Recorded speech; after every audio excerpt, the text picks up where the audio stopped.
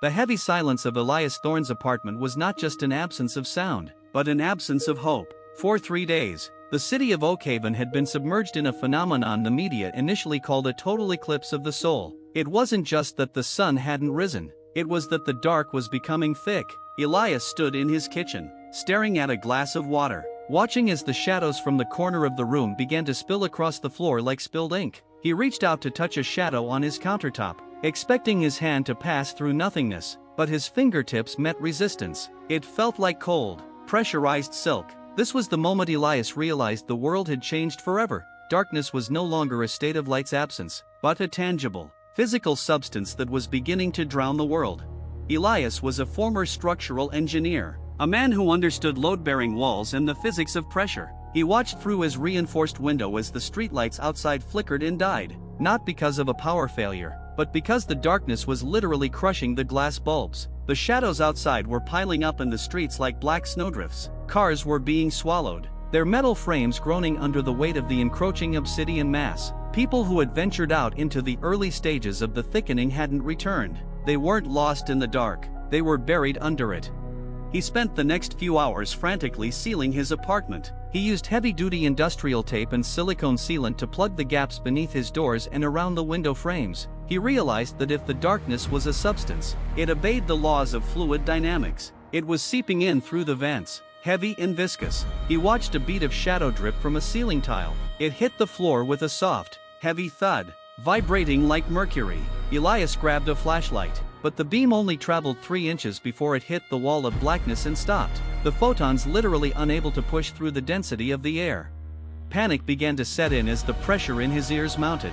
The apartment creaked. The darkness outside was pressing against his walls with the force of a deep-sea trench. He retreated to his basement, the only place he felt might be reinforced enough to withstand the atmospheric weight. He carried a single vintage oil lantern, the only light source that seemed to generate enough heat to keep the darkness at bay.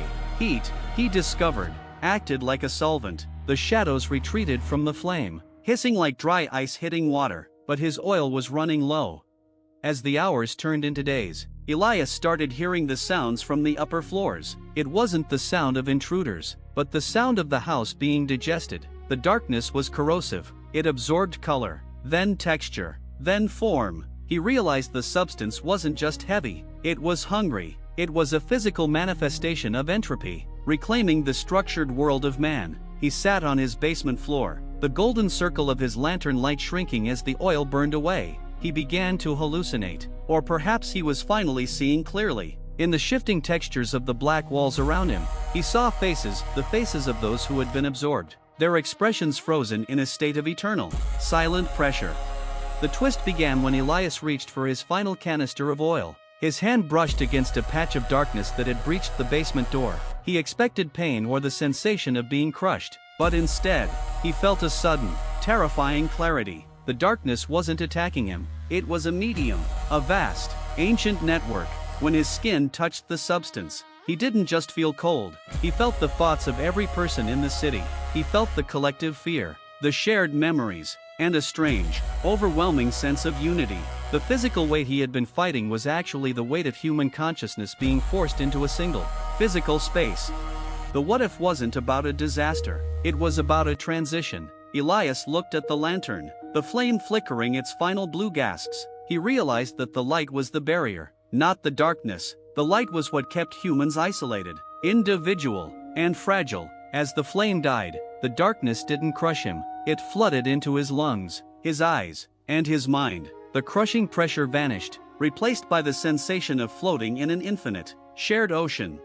The final, staggering turn came when Elias, now part of the black substance, looked out through the eyes of the darkness that now covered the entire planet. He saw Earth from space, not as a blue marble, but as a shimmering, obsidian pearl. He realized that this had happened to every civilization in the universe. Once a species reached a certain level of chaos and isolation, the universe provided the substance to merge them into a singular, peaceful entity. Elias wasn't dead, he was simply no longer alone. He was the city, he was the shadows, he was the very substance he had feared. The darkness wasn't the end of the world, it was the birth of a collective God. As the last light on Earth went out, the screaming stopped, replaced by a single, harmonious hum that vibrated through the very core of the planet. Balance had been achieved, not through light, but through the absolute weight of a shared, physical soul.